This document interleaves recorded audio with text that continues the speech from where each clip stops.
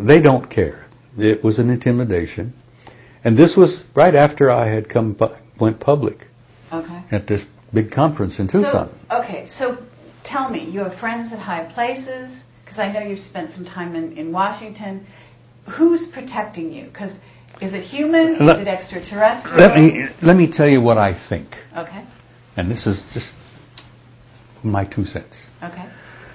I think that after I came out publicly with a big mouth and spoke and began to speak regularly at that time, from 91 on, I traveled the world. Good God, I was invited. I've been 18 countries. I think going public and being out in the open probably was what saved me. Other than the phone calls and the Black Huey and all of the rest of it, I've had people come up to me at conferences, guys, who would not introduce themselves and would, suits, you know what the term suits means? Sure. 3-piece with vest, typical government agency type thing. You've been speaking out pretty bluntly about this. Why are you doing this? Well, who are you? Well, never mind. Why are you doing this? Well, first of all, the truth has to be told. Oh, yeah? You think you know the truth? And I think, well, I know some of it. How's that? As a matter of fact, I know quite a bit of it. That's even better. And, I've had those happen, too, over the years.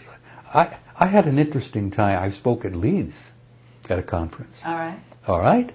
Got a call from a guy who identified himself as Mr. Sweeting.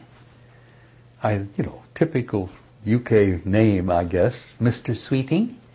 And we found out Tony Dodd checked the phone number from Mr. Sweeting, who called me and said it was imperative that he speak to me before I went on.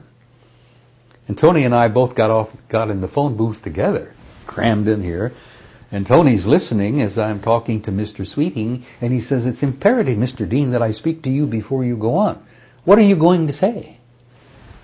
And I says, well, Mr. Sweeting, if you're local, why don't you come to the conference and listen? Well, no, I can't do that. I just wanted to know what you plan to say. And I says, I plan to say a hell of a lot. And Tony checked the number, and guess where? There's an enormous U.S. National Security Agency facility in Yorkshire called Menwith Hill. I've driven by it. Tony took me by it several times. Sure.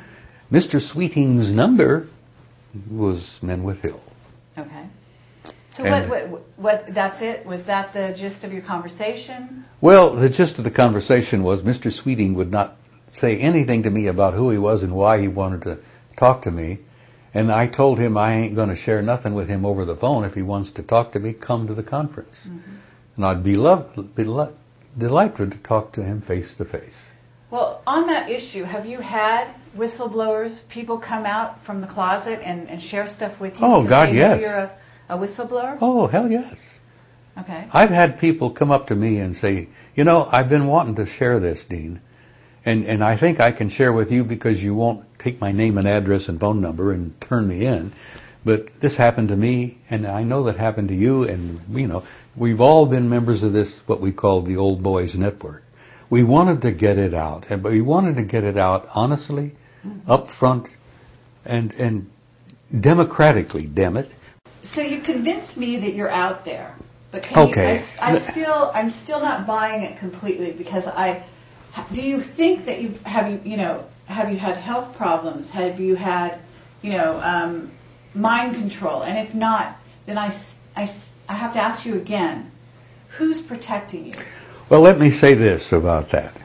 Sounds like Nixon. I have shared this with people several times because they've asked me the same question. Sure. And after I became notorious, I suppose is the best word, where I have spoken bluntly, regularly, all over the damn planet and all over the United States, to a considerable amount of positive response from people.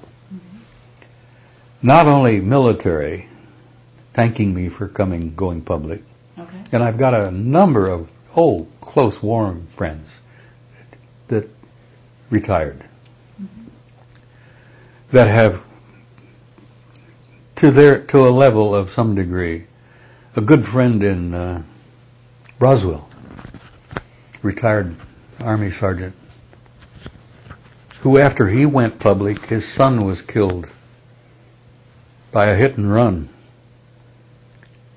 And they always concluded that it was the result of his going public. Clifford Stone. Clifford lost his boy. We interviewed him, yeah. Clifford is a very close friend. And his boy was killed right after he had published his book. Now you say, oh, coincidence. Bullshit. I've seen a lot of coincidence in my time, and I don't believe in it.